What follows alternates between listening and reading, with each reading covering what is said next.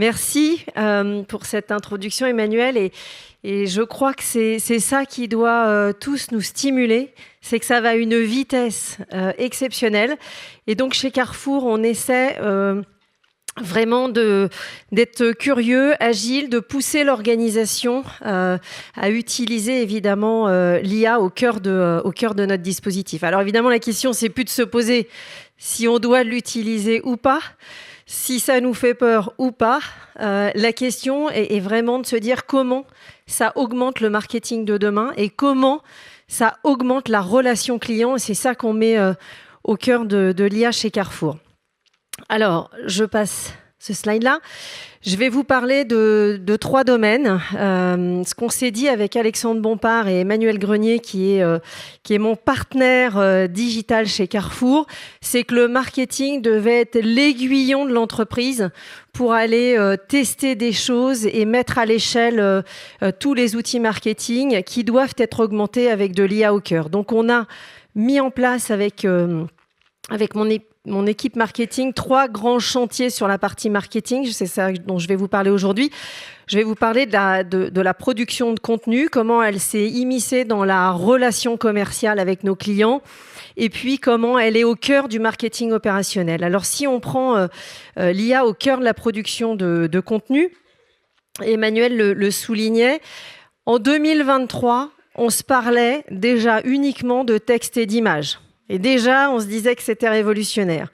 Quand je regarde l'évolution entre 23 et 25, aujourd'hui, on a un niveau acceptable d'être en capacité de produire du son, de la vidéo et même de la 3D. Donc, on a une vitesse d'accélération qui dépasse tout ce qu'on imaginait en 2023.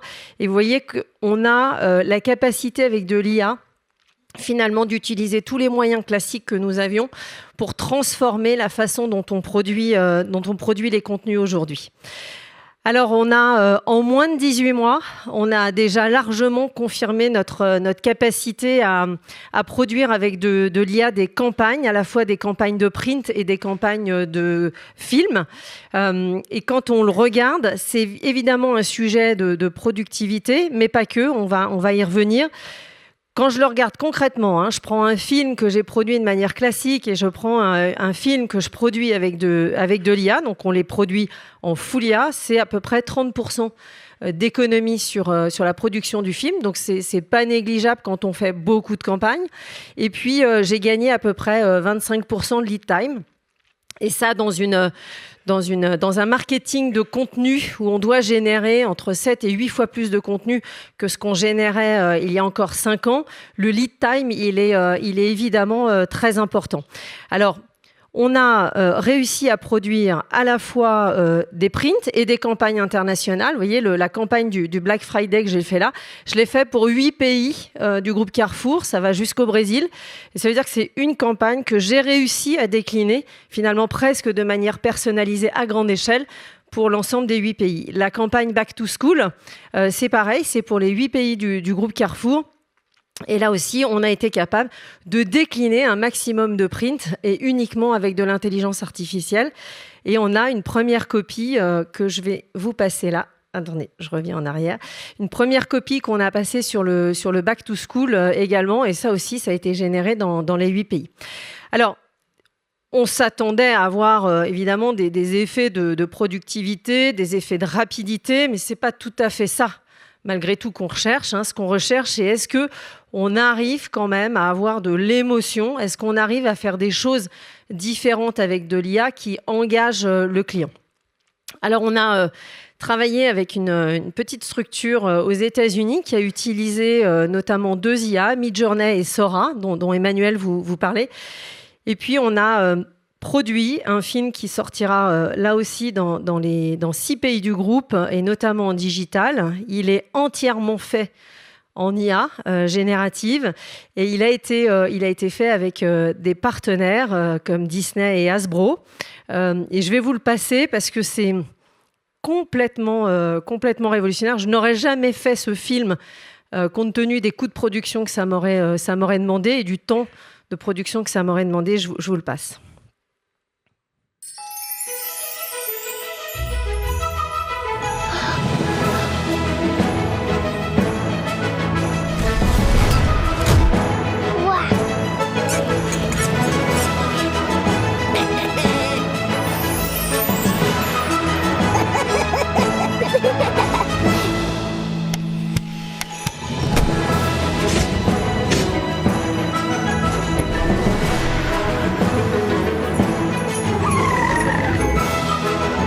maison des jouets est ouverte chez Carrefour.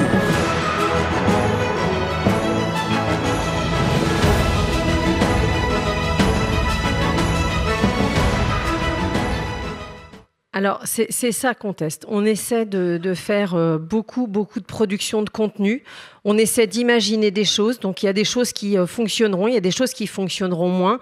Mais en tout cas, ça va à une vitesse phénoménale. Et c'est ça que l'équipe marketing chez Carrefour tente de dépasser systématiquement. Et Emmanuel vous le disait, Midjourney, c'était encore déjà super. Sora est encore mieux. Le Sora 2 est encore mieux. On utilise beaucoup d'intelligence artificielle pour continuer d'améliorer à la fois la technicité de nos films, la créativité, et d'essayer évidemment de faire en sorte que ça génère aussi de l'émotion chez les clients. Donc ces films-là, on les pré-teste comme on pré-teste nos films en production traditionnelle.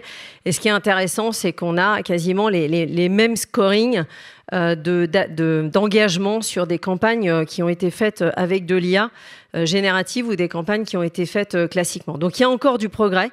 Ce qu'on s'attache à faire chez Carrefour, c'est tester en permanence, sortir des choses parce qu'il faut être curieux, il faut explorer, il faut tester. Je rejoins Emmanuel sur la partie juridique. Il faut pousser vos juristes à aller un cran plus loin parce que ça ne doit pas freiner l'évolution. Vous voyez à quelle vitesse ça va. Alors, le deuxième pilier sur lequel on travaille, c'est l'animation commerciale.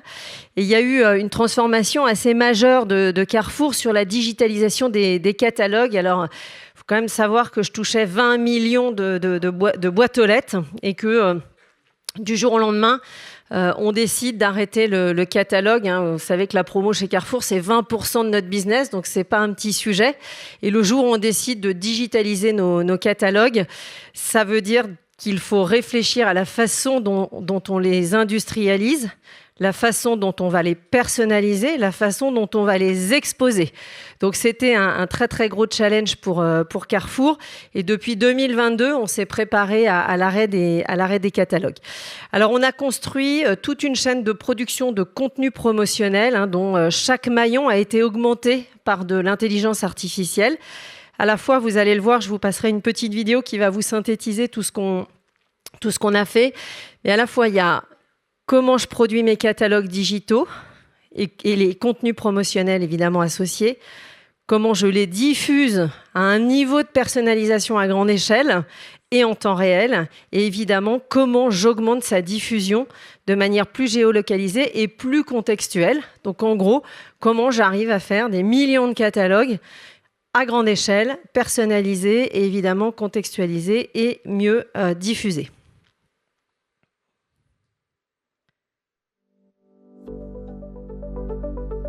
Artificial intelligence is reshaping marketing from mass targeting to precise engagement. With AI, each interaction hits the right offer, right customer, right channel, right moment with the right design.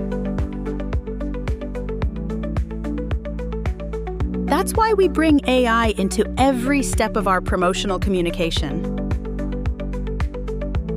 For example, our catalog creation is now fully automated. All products are automatically placed on the right themed pages. Thanks to the Magic Dispatch AI, products are spread instantly and smartly across the whole catalog. Products are instantly placed on the page, while creative layouts are automatically generated through the Magic Layout feature. This creates highly appealing scenes, endlessly adaptable to match every new need and to create more inspiring contextual product presentations. AI also optimizes product descriptions. Today, the Magic Label AI makes product presentation more appealing and persuasive, creating stronger advertising hooks.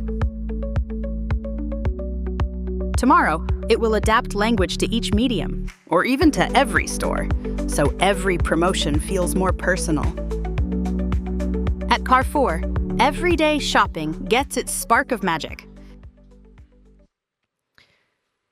Donc, quand on fait ça, évidemment, il y a des sujets de productivité, il y a aussi des sujets de fiabilité. On a un référentiel énorme en termes de référence chez Carrefour. Donc l'IA, elle nous permet aussi de screener toutes nos fiches produits, de corriger un certain nombre d'erreurs qu'on avait avant, et puis d'organiser mon catalogue quasiment de manière personnalisée pour chacun de mes clients. Donc vous voyez le niveau qu'on est en train d'aller chercher sur la façon dont on génère les interactions avec nos clients. Et ce qui est très intéressant, c'est qu'on avait évidemment très très peur de l'arrêt du catalogue physique dans les boîtes aux lettres. On est passé à un catalogue digital, vous voyez la façon dont on l'a conçu. Et quand on regarde le niveau de NPS de nos catalogues digitaux, c'est 15 points de plus de NPS parce qu'en effet, ils sont plus contextualisés, ils sont plus personnalisés. Et donc, la façon dont le consommateur, aujourd'hui, il ne tourne plus 80 pages sur une liseuse classique. Il faut qu'on imagine une nouvelle expérience sur la façon dont le client réceptionne son catalogue et ses offres. Donc, on a réussi à faire une transformation du catalogue digital qui est extrêmement réussie. Alors, là aussi, le gros challenge, c'est est-ce que l'IA, elle m'aide finalement à personnaliser à très, très grande échelle ma relation client, parce qu'au-delà de la productivité et du lead time, ce qui m'intéresse, c'est est-ce que j'arrive à plus engager mes clients, est-ce que j'arrive à beaucoup plus convertir leur comportement d'achat parce que j'ai travaillé de la personnalisation à grande échelle et de l'interaction client. Donc aujourd'hui, je sais quasiment faire 100% d'interactions ciblées ou personnalisées, ce qui augmente l'engagement de mes clients. Et vous l'avez ici, c'est quasiment une page qui est faite pour vous aujourd'hui. On est capable aussi d'ajuster en temps réel les offres au contexte du client. Vous savez qu'on a plus de 4000 magasins en France. Il y a du marketing local qui s'opère aussi. Et donc, on est aussi en capacité finalement de donner à chacun de nos magasins la possibilité de faire son propre marketing local et d'adapter la communication au contexte du magasin, au stock du magasin et évidemment au prix du magasin. Donc là aussi, on a diminué de 40% les irritants liés à l'indisponibilité de la promotion, parce que quand je fais une opération promotionnelle, le plus gros irritant d'un NPS pour un retailer, c'est de ne pas avoir le produit en rayon, donc d'être extrêmement déceptif quand j'envoie une communication marketing et que le client arrive et que le produit ne soit pas disponible. Donc tout ça, on est en capacité de bien l'ajuster en temps réel, magasin par magasin, et ce qui permet évidemment d'augmenter l'engagement, d'augmenter la conversion, de réduire les irritants et d'augmenter la satisfaction de nos clients. Alors, on orchestre maintenant chaque jour la personnalisation en multicanal. On sait le faire à l'échelle de 10 millions de clients aujourd'hui. Et donc, on s'est équipé d'un outil avec Salesforce qui nous permet d'avoir une CDP bien robuste. Et on est capable, évidemment, de contextualiser avec Aristide tous nos catalogues. Et donc, vous le voyez sur toute la chaîne, que ce soit en email, que ce soit en SMS, que ce soit en push, que ce soit sur mon front. Et on arrive évidemment même à le faire avec Meta, où on mesure même de plus en plus les interactions que l'on a avec nos clients lorsqu'on publie nos catalogues sur Meta. Alors, quand on fait ça, il y a toujours évidemment ces sujets de productivité, mais encore une fois, ce que je veux vous démontrer, c'est que ce n'est pas qu'un sujet de productivité et de lead time, c'est vraiment un sujet d'engagement client et de conversion. Et quand on arrive à faire ce type de communication et de l'orchestrer, on a un reach personnalisé de plus de 56%, ce qui prouve bien que la relation client, elle est augmentée avec tous les interactions que l'IA peut nous aider à améliorer. Alors, troisième pilier, c'est l'activation de la relation. Vous voyez, on part de est-ce qu'on peut faire des contenus, est-ce qu'ils sont plus efficaces, est-ce qu'on gagne en productivité, est-ce qu'on gagne en lead time. Après, on descend sur comment je personnalise à grande échelle, comment je contextualise à grande échelle. Et puis, le troisième pilier, c'est évidemment la relation client. Parce qu'on passe j'ai envie de vous dire, presque la personnalisation à grande échelle, j'ai envie de vous dire que maintenant, c'est presque une commodité. Et je ne vous aurais pas dit ça il y a encore 2 ans, mais aujourd'hui, c'est presque ça. Ce qui nous attend devant, c'est comment j'arrive à rentrer plus en conversation relationnelle avec mes clients de manière plus individualisée. Et c'est ça qu'on est en train de mener comme transformation, c'est l'activation relationnelle. Alors, grâce à l'IA, on arrive à augmenter cette dimension un peu expérientielle, cette dimension un peu personnalisée, où là, vous avez un humain, qui n'en est pas un, mais qui est capable, évidemment, pour le magasin, de parler au nom du magasin, de son catalogue, de la promotion qui va bien dans son magasin, pour qu'on passe d'une contextualisation de texte, de promo, d'images personnalisées à une relation complètement personnalisée. Et là aussi, on voit qu'on arrive à engager encore plus le client dans sa relation émotionnelle avec le magasin, dans sa relation émotionnelle avec la marque, et ce qui en fait des contenus avec de la vidéo très sympa. Hello les amis, les nouvelles offres de la semaine sont arrivées dans votre Carrefour Saint-Serge à Angers. Découvrez le catalogue avec notamment 60% d'économie sur le deuxième produit. À très vite. Donc là aussi, je passe d'un push catalogue à une façon de contextualiser beaucoup plus avec de la vidéo les interactions magasin.